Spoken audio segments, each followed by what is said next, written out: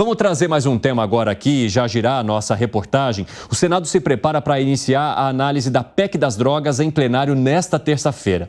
Quem tem as informações é o Bruno Pinheiro. Ô Bruno, embora o debate comece agora, a votação fica para depois. Conta um pouquinho desse cronograma aí. Seja muito bem-vindo, meu amigo. Justamente, Evandro, que bom falar contigo. Ótima semana, excelente segunda-feira, sempre uma alegria, uma honra e uma satisfação. Ao todo serão 5 sessões. As sessões que vão colocar em discussões e somente após a 5ª sessão haverá uma votação em plenário. O relatório já foi aprovado na última sessão da quarta-feira na Comissão de Constituição e Justiça, o relatório do senador Efraim Filho do União, e agora será levado no Senado em plenário. Eu fui entender um pouco mais sobre essas sessões, o que vai acontecer. Não haverá ninguém de fora, nem um convidado de fora, nenhuma instituição, nenhum órgão, somente uma audiência entre os senadores. Justamente, eles vão iniciar essa discussão sobre a criminalização de um assunto que também está sendo julgado aqui ao lado, no STF, ali o entendimento já de 5 ministros, aguardando a retomada deste julgamento. No caso lá do Senado Federal, o que diz o texto do relator é que no caso do usuário, quem estiver fazendo uso do entorpecente, para que seja uma condenação ali de realizar um tipo de um serviço comunitário ou até mesmo de comparecer a uma atividade escolar, então essa divisão especificando quem está consumindo e quem está revendendo, que haverá uma condenação diferente, a tipificação do crime. Mas também existe aí, repito, essa incerteza de que forma que será essa fiscalização do agente de segurança quando realizar essa revista e identificar como será o entendimento, se ele está usando ou se ele está revendendo a pequena quantidade. Evandro, o que acontece? Sempre na segunda-feira existe uma sessão ali dentro do Senado Federal, que não é deliberativa, e aí a oposição sempre utiliza esse espaço de uma sessão para fazer vários discursos. Alguns nomes da oposição estavam no radar de colocar então um discurso hoje, de usar este momento na sessão para fazer uma fala muito dura sobre essa PEC e o assunto que será colocado em discussão nesta semana. Acontece que ninguém da mesa diretora estava no Senado para iniciar esta sessão. Diante disso, os senadores até compareceram, mas não tinha ninguém que iniciasse a sessão que fosse da mesa diretora. E aí eu cheguei a ouvir de alguns reclamando que realmente estão dificultando este discurso e que não conseguiram nem mesmo colocar ali numa audiência o que aconteceu durante o final de semana, nas últimas horas, e que a oposição queria colocar em discussão nesta segunda-feira. Mas o que tudo indica é que as sessões de discussões vão acontecer. As audiências serão 5 e na sequência, sim, a votação. Evandro. Interessante, Bruno, mas eu quero aproveitar que você está conosco para trazer um outro tema aqui também, né? Bruno está acompanhando a PEC dos militares. E aí o ministro da Defesa, José Múcio, vai conversar com líderes do governo no Senado, Jacques Wagner, para ver de que maneira que isso vai acontecer? Exatamente. Hoje eu conversei um pouco mais cedo com o ministro José Múcio, aqui no Palácio do Planalto, esbarramos no elevador e já fiz esse questionamento em relação a este assunto, porque os militares estão reclamando, alguns achavam até que esse assunto não iria render, seria arquivado, mas o autor, senador Jacques Wagner, vai discutir sim este assunto. Ele é o autor e aí é necessário conversar com o ministro da Defesa também. E o que o ministro José Múcio me adiantou é que na quarta-feira ele vai reunir então com o senador Jacques Wagner, que é o líder do governo no Senado Federal e também é o autor. E essa discussão também, audiências vão acontecer para tentar entender de que forma será melhor. Se isso atinge somente os militares das Forças Armadas, alguns nomes da oposição e aliados ao centro também acreditam que se isso for autorizado, isso vai chegar também nos homens da Polícia Militar e vai chegar também no Corpo de Bombeiros, e que é importante rever isso.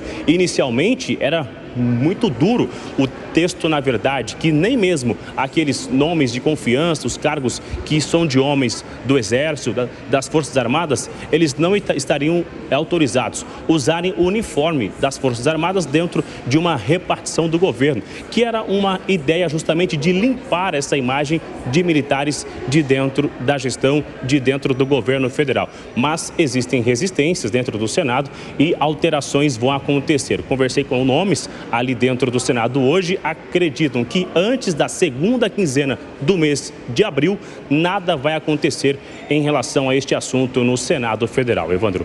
Muito obrigado pelas informações. Vocês viram como é que o Bruno trabalha, né? Entrou no elevador, encontrou uma fonte, esbarrou, já aproveita e faz uma apuração e traz aqui para o 3 em 1. Selo de vencedor para você. Bela gravata, meu amigo. Se tiver mais novidades, bastidores, se esbarrar e mais alguém for tomar um cafezinho, der uma canelada, a pessoa cair, já coloca o microfone ali em entrevista. Isso aí, é isso aí. É assim que funciona o jogo. Obrigado, Bruno. Vamos falar um pouquinho sobre a PEC dos militares. Qual que é o grau de delicadeza que esse assunto precisa ser tocado em frente nesse momento, principalmente com o governo que quer cada vez mais, de alguma forma, apaziguar a relação com os militares e as Forças Armadas, hein, Luiz Felipe Dávila? Precisa tomar muito cuidado, né? Porque...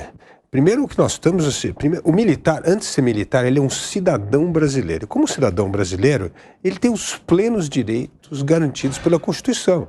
Então, o que eu sempre defendi aqui, que os militares têm sim, se quiser disputar a eleição, pode disputar a eleição. Agora, venceu a eleição, ele é obrigado a deixar as Forças Armadas aí para aposentadoria, alguma coisa, ele não pode mais ocupar esses dois cargos, dois chapéus, né? Membro das Forças Armadas e parlamentar.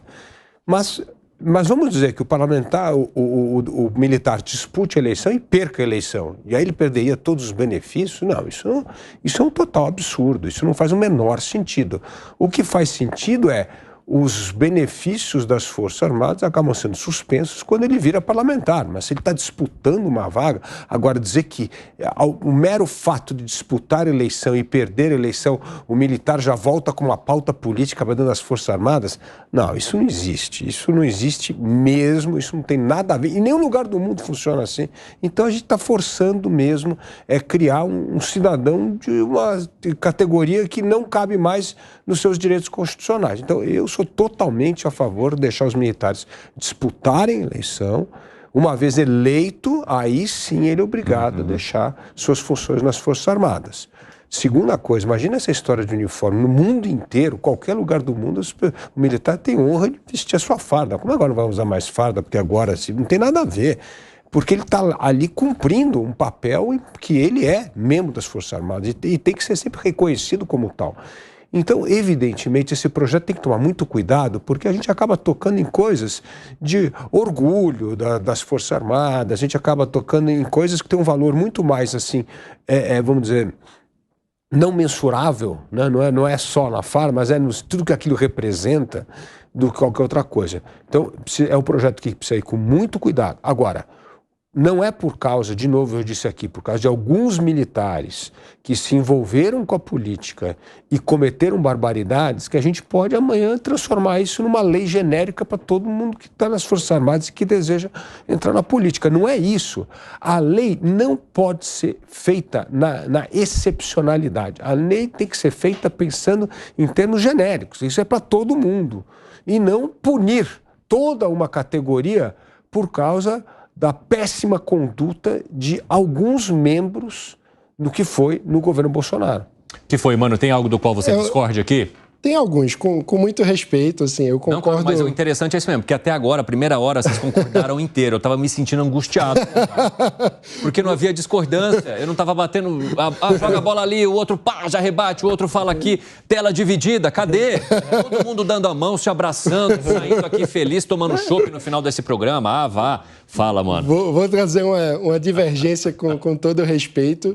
Mas eu acho que a questão da atividade partidária, eleitoral, eleitoral e do exercício de cargos eletivos não é exatamente uma questão de você desrespeitar a categoria. Eu diria, pelo contrário, que é uma questão de atestar o caráter de Estado que algumas categorias têm. Então, por exemplo, considero que é totalmente impróprio que membros do Ministério Público ou da carreira da magistratura, juízes, tenham filiação partidária, tenham atividade partidária, se lancem candidatos, exerçam cargo eletivo. Acho que é razoavelmente fácil entender o porquê. Porque nós precisamos ter a independência entre os poderes. O poder judiciário não deve ser entendido pela população como partidário, como politizado, como tendo um lado.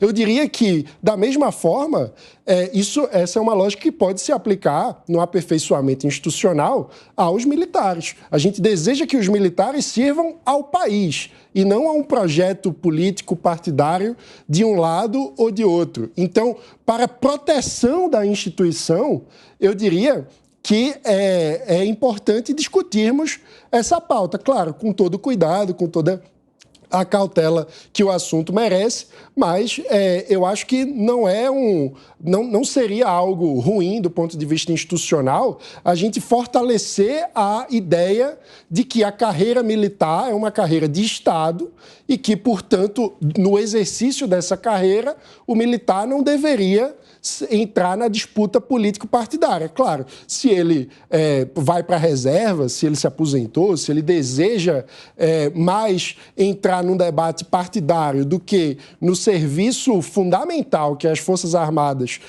fazem ao país, que ele se licencie do cargo, que ele vá para a reserva e que ele dispute o cargo. Mas eu acho que a vida político-partidária não começa apenas no momento em que o militar é eleito. Então, se a gente concorda que no momento em que ele é eleito seria impróprio ele manter a atividade militar, por que então, durante a atividade partidária, que é fundamental, inclusive, para viabilizar a candidatura, ele poderia se manter sem um conflito de interesse? Na minha visão, é um tipo de conflito de interesse que, para o bem das instituições brasileiras, seria desejável que a gente criasse uma linha divisória que faz com que essas instituições que são tão fundamentais para o país, como as Forças Armadas, como o sistema de justiça de forma mais ampla, não seja contaminado pela política partidária. Interessante. Antes de abrir o espaço aqui para você, Gani, Dávila, eu quero que você, então, coloque o seu argumento em relação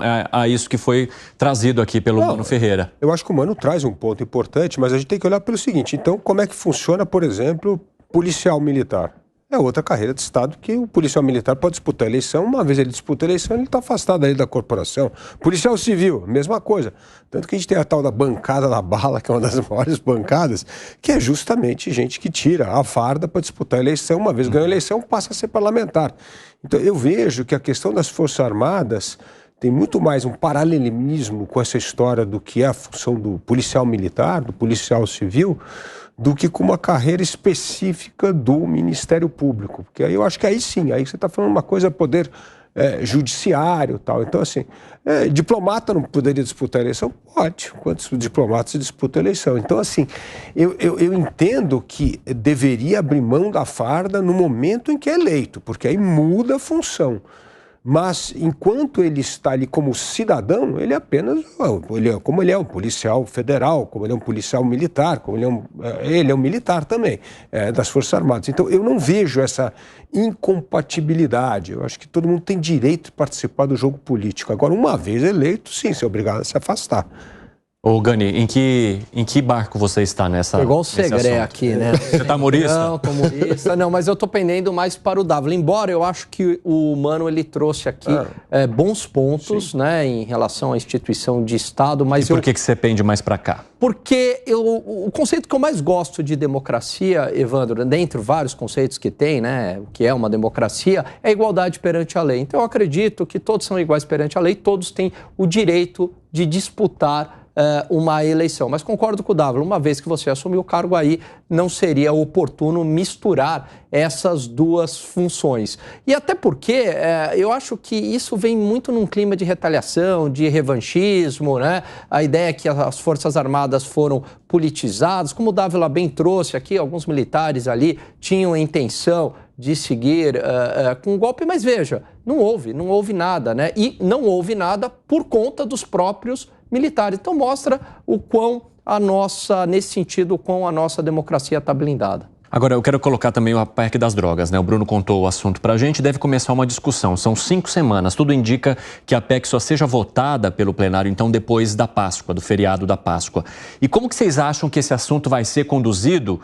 Justamente porque ele também está no Supremo Tribunal Federal. Há um pedido de análise ali que foi feito pelo ministro Dias Toffoli, né? Que é o que eles chamam de pedido de vistas, para que haja mais tempo para olhar de maneira mais profunda para essa proposta e também para permitir que o Senado pegue o assunto e toque, como entende o ministro Dias Toffoli, que essa seja uma responsabilidade do Legislativo, mas a proibição completa do uso e do porte de todas as drogas, inclusive maconha. De que maneira isso deva ser conduzido por um Congresso que tem uma maioria conservadora, né, Luiz Felipe Dávila? Bom, mas nós temos que pensar o seguinte, este Congresso conservador votou a favor da despenalização das drogas lá atrás. Então, assim, essa é a decisão soberana do Congresso. Congresso aí, Câmara e Senado.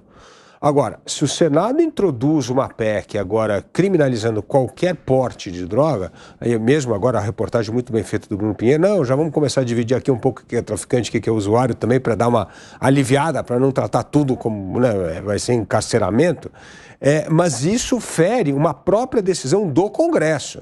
Então isso reabre uma discussão no Senado que no fundo é cancelando a despenalização que foi decidida lá atrás. Agora, primeiro, precisa ver se isso é aprovado no Senado. E segundo, se for aprovado no Senado, vai para a Câmara. E a Câmara é uma outra história. Então, quer dizer, isso precisa aprovar no Senado, na Câmara. O problema é que não dá tempo hábil em 90, agora já está correndo muito menos de 90 dias, deve ter uns 70 dias só pela frente, para essa PEC ser votada no Senado e, se ela modificar radicalmente esse entendimento hoje existente do Congresso Nacional, ter tempo de percorrer na Câmara se haverá ou não uma mudança de entendimento, enquanto isso o Supremo vai estar votando uma coisa. Então, você vai ter uma confusão jurídica gigantesca, porque vai estar lá o Supremo abrindo votação daqui a 70 dias, dizendo assim, não, que 60 gramas é o que hoje divide aí o traficante do usuário. Aí pode ter uma PEC aprovada no Senado que diz, não, tudo é crime, e essa PEC vai estar sendo discutida na Câmara. E se a Câmara aprovar isso, conflita diretamente com a decisão do Supremo. E aí nós vamos ter de novo esse limbo jurídico. O que equivale? Uma emenda constitucional aprovada pelo Senado ou uma decisão do Supremo feita sob a ótica de uma medida que hoje está valendo no Brasil. Como é que você avalia, mano? Primeiro, eu acho que, mais uma vez, mostra o vício do Brasil em emenda constitucional, né? Porque um tema como esse não devia ser objeto da Constituição. E aí a gente precisa colocar a questão com muita clareza. Por que o Supremo Tribunal Federal está debatendo esta questão hoje? Porque a lei foi feita de uma forma aberta, que, na avaliação do CNJ, com o acúmulo dos anos, gerou uma desigualdade diante da lei. De acordo com o grau de escolaridade, segundo esse relatório, a quantidade de maconha portada pelo cidadão pego em flagrante pela polícia com a droga, ou seja, aí a gente está falando, excluindo outros elementos, nos casos em que tudo que nós temos um cidadão foi abordado pela polícia, ele estava com uma determinada quantidade de drogas. Qual é o encaminhamento dado pelo nosso sistema de justiça? Em alguns casos, determinada quantidade é tratada como usuário, em outros casos, essa mesma quantidade é tratada como traficante. Logo, estamos diante de uma situação de desigualdade diante da lei. O que é que a gente precisa? No mínimo, ter uma regulamentação mais objetiva. Se a lei não prevê, quem está aplicando a lei precisa ter algum parâmetro. Então, foi assim que essa questão chegou ao Supremo. Então, o que é que o Congresso faz? No lugar de ir lá na lei original que está causando essa situação. E vamos, então, regulamentar esse dispositivo. Vamos colocar aqui no artigo exato quanto que uma coisa pode diferenciar da outra. Não, aí tenta fazer uma PEC, uma emenda à Constituição, que, mais uma vez... Dá um cavalinho de pau, né? E, mais uma vez, não trata dessa distinção, porque há a previsão da separação entre usuário e traficante, mas não tem os elementos objetivos que diferenciam uma conduta da outra. E mais, estão falando numa previsão de medida socioeducativa.